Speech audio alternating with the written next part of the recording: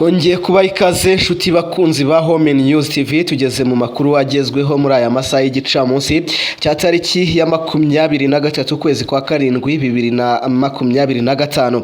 Tugiye kubabwira byinshi bikomeje kugenda bivugwa mu mujyi wa Goma. Hongeye kuvugwa indi nkuru ikomeye cyane.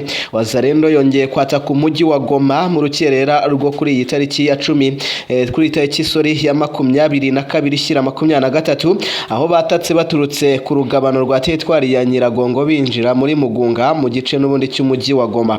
Turaza rero kubyinjiramo turebe neza izi operation uko zagenze ndetse n'uburyo M23 yabashije gusubiza inyuma ibyo bitero byari bikomeye cyane. Turaza kuvaho kandi tubabwire ko n'ubundi ku ruhande rw'u Rwanda bongeye kunenga ibinyoma byinshi cyane n'ubundi by'ubutegetsi bwa leta y'Kinshasa, aho uwo bita Olivier Nduhungirehe, ambasaderi w'ububanyi n'amahanga, yaje kwamagana n'ubundi ibinyoma byinshi cyane leta ya Kongo biciye mu muvugizi wayo akaba na minisitiri w'itumanaho Patrick Muyaya yagiye hatangaza.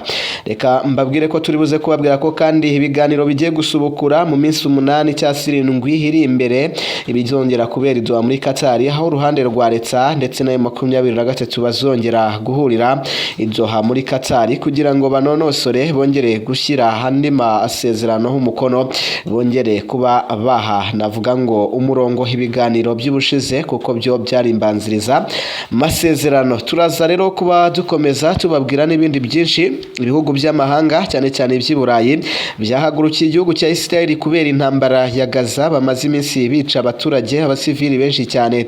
Ibi ngibi rero birimo ibihugu birimo nka Canada, Ubufaransa, Ubwongereza ndetse n'ibindi bigiye bitandukanye, aho byose byahagurukiye kurwanya n'ubundi hakarengane Israel iri gukorera abaturage b'abanyagaza. Nizere ko rero mumeze neza bakomeje kudukurikirana muri mu bice bigiye bitandukanye.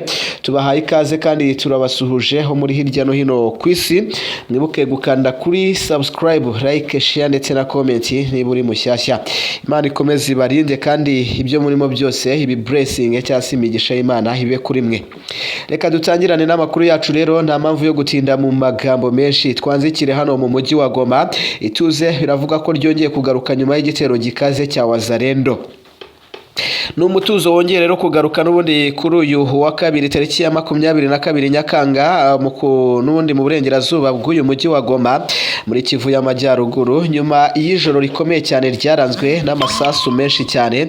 Nijoro ryaranzwe n'imiborogo ku baturage, bamwe benshi baraye birukanka bahunga, aho ku ruhande rwa M23 ibirindiro byabo biherereye muri Mugunga byahuye n'ibitero bikaze cyane by'Abazalendo. Nk'uko aya makuru n'undi abasivili bagenda bayatangaza ndetse n'ubuyobozi, bivugwa ko n'ubundi tsinda haritsamenyekanye ryaketsweho n'ubundi kuba ari abarwanyi bo muri Wazalendo baturutse muri parike y'igihugu ya Virunga bateye ibirindiro bya M23. Iki gitero n'ubundi rero cyabereye ku mupaka uhuza agace ka Mugunga ko muri Goma ndetse na groupement ya Witarusayo ni muri teritwari ya Nyiragongo. Nk'uko rero n'ubundi bitangazwa na Radio Okapi yandikira cyangwa ikorera hara mu gihugu cya Kongo, ivuga ko hari igitero cyaturutse nyine muri Virunga cyangwa se muri parike ya Virunga ibarizwa muri teritwari ya Nyiragongo, ndetse ni ku rugabano neza rw'uyu mujyi wa Goma mu gace binjiriyemo neza aka Mugunga binjira muri uyu mujyi wa Goma. Iyi mirwano kandi ngo yari ikaze cyane kandi amazu menshi y'abaturage yagiye akoreshwa na M23 ngo yatwitswe cyane n'abari bagabye ibyo bitero. Umubare n'ubundi w'abantu bapfuye cyangwa ibintu byangiritse nturamenyekana bitewe nuko Croix Rouge ikirimo yagenda ikora ubugenzuzi ndetse n'ubutabazi. Ni mu gihe imirwano n'ubundi yari yibanze cyane muri groupement ya Witarusayo, guturuka n'ubundi navuga ngo mu bice bitandukanye biherereye aho hafi, nabo abaturage bongeye kumva urusaku rw'imbunda ziremereye ndetse n'izoroheje byagiye biturikira muri utwo duce. Ubwoba buba bwinshi cyane mu bice by'umujyi wa Goma birimo Mugunga, Ndosho, Keshero ndetse n'ibindi bice bigiye bitandukanye. Ubu urujijo ruracyari rwinshi, abaturage ubwoba ntiburashira, baracyarimo baribaza niba bari buze kuba baryama bagasinzira cyangwa se n'ubundi hari buze kugaruka ibindi bitero. M23 ntacyo yashatse gutangaza kuri ibi bitero gitero cyangwa se ntacyo yashatse kuba ivuga ku by'iki gitero, ariko ku ruhande rwa Repubulika ya Demokarasi ya Kongo nabo ntacyo baratangaza. Gusa abaturage batuye muri ibyo bice nibo bagize icyo batangaza kuri ibyo bitero n'ubundi bikomeje kubera muri uyu mujyi wa Goma, aho ubwoba bwabaye bwinshi. Abandi barimo barabihuza n'ibitero n'ubundi Repubulika ya Demokarasi ya Kongo irimo irategura byo kwigarurira uyu mujyi wa Goma ndetse n'umujyi wa Bukavu.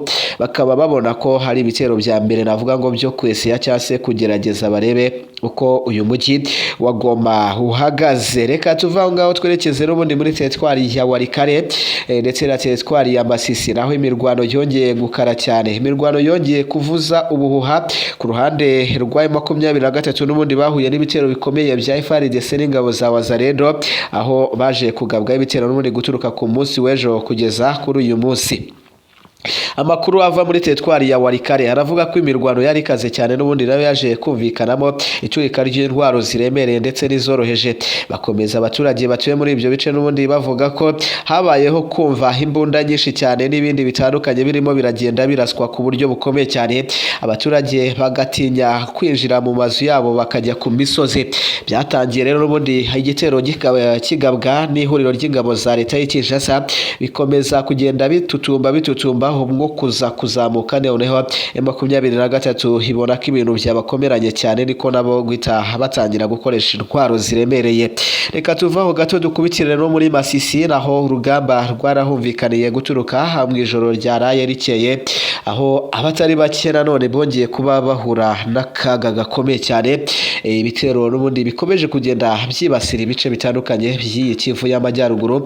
Ni mu gihe hari hashize iminsi ibitero byibasira Kivu y'Amajyepfo nko muri Kabare, Karehe, teritwari ya Warungu, Uvira ndetse no muri Rugezi na Nyangezi. N'ibice byinshi rero byakomeje kugenda byumvikanamo imirwano ikomeye cyane. Tuvaho tugaruke gatoya no kugenda tuyacamo twihuta cyane na update.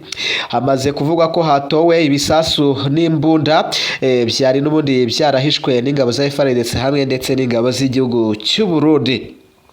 Ihuriro rya Alliance Fleuve Congo ribarizwa mu mutwe wa M23 natwirwareho ryatoraguye ibisasu n'intwaro zari zarahishwe n'ubundi mu bice byo mu mujyi wa Goma ubwo bawufataga mu kwezi kwa mbere ni mu ntara ya Kivu y'Amajyaruguru. Bihishwe rero ngo byahishwe n'ihuriro ry'ingabo zirwana ku ruhande rwa Repubulika Iharanira Demokarasi ya Kongo. Ibi ni byatangajwe rero na guverineri wungirije w'intara ya Kivu y'Amajyaruguru wo bita Manziwiri, washyizweho na AFC 23. Yagaragaje ko rero n'ubundi igisirikare cyabo kiri gukora ibishoboka byose kugira ngo kirusheho kubungabunga umutekano mu bice bigiye bitandukanye bagenzura. Ibi yakomeje avuga ko n'ubundi ingabo zabo ziri gukora ibishoboka byose kugira ngo zishobore n'ubundi gukomeza kugenda zicungira umutekano abaturage ndetse zishyizeho umwete ndetse hamwe no gukorana na societe civile n'abaturage muri ibi bice. Gusa baracyavuga ko hari bimwe biteje akaga ndetse bishobora kuba hari ibisasu byasizwe n'ubundi bitabwe n'abarwanyi ba FARDC bafatanyije n'u Burundi mbere yuko M23 yigarurira uriya mujyi.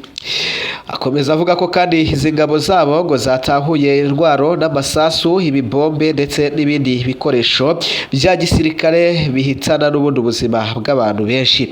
Guverineri wungirije rero w'uyu mujyi nk'uko nabibabwiye Manziwiri yemeza ko ziriya ntwaro n'ibisasu byabonetse byari bihishe ahantu hatuwe cyane, bityo ko rero ng'ingabo za FARDC n'iz'u Burundi n'imitwe yitwaje intwaro irimo FDLR, Wazalendo byazihashyize n'ubundi mu rwego rwo kugira ngo zizice abaturage. Yakomeje avuga ko kubw'imbaraga n'ubundi za gisirikare za M23 ubuzima bw'abaturage bukomeje kurokorwa ndetse haboneka biriya bisasu byashoboraga n'ubundi kwangiriza ubuzima bwabo cyangwa se ngo n'ubundi kubuhitana cyangwa guhitana ubuzima bw'abatari bake muri ibi bice. Manziwiri rero avuga ko aho kugira ngo ingabo za leta zishyire kubaka kubaka imbere cyangwa se imibereho myiza y'abaturage, ahubwo zo ziharanira kugenda zangiriza ndetse no kurimbura abantu ndetse n'ibyabo muri uyu mujyi n'ibindi bice 23 yafashe. Ashimangira ko n'ubundi AFC 23 idashobora n'ubundi kwemera ko ibyo bintu bibaho, ndetse intego yabo nyamukuru ngo ari uko n'ubundi baharanira gushyira ubuzima bw'abaturage imbere mu kubarinda ndetse no kubabera avuga ngo icyizere cy'ejo hazaza. Yasoje avuga ko rero M23 yubaka kandi ko buri muturage wese uherereye mu bice igenzura imubungabungira umutekano usesuye uko bwije ndetse n'uko bukeye. Nizere ko rero abo twabanye muri aya makuru namwe muri bukomeze kugenda rwose mugira ibitekerezo mu bitangaho muri comment, mutubwire uko muba mugenda mubona amakuru abagera turuka mu burasirazuba bwa Repubulika Iharanira Demokarasi ya Kongo. Turaza kongera gusubira rero mu masaha ari imbere. Imana ikomeze ibarinde, ibahe amahoro n'imigisha bitagabanyije. Ciao ciao.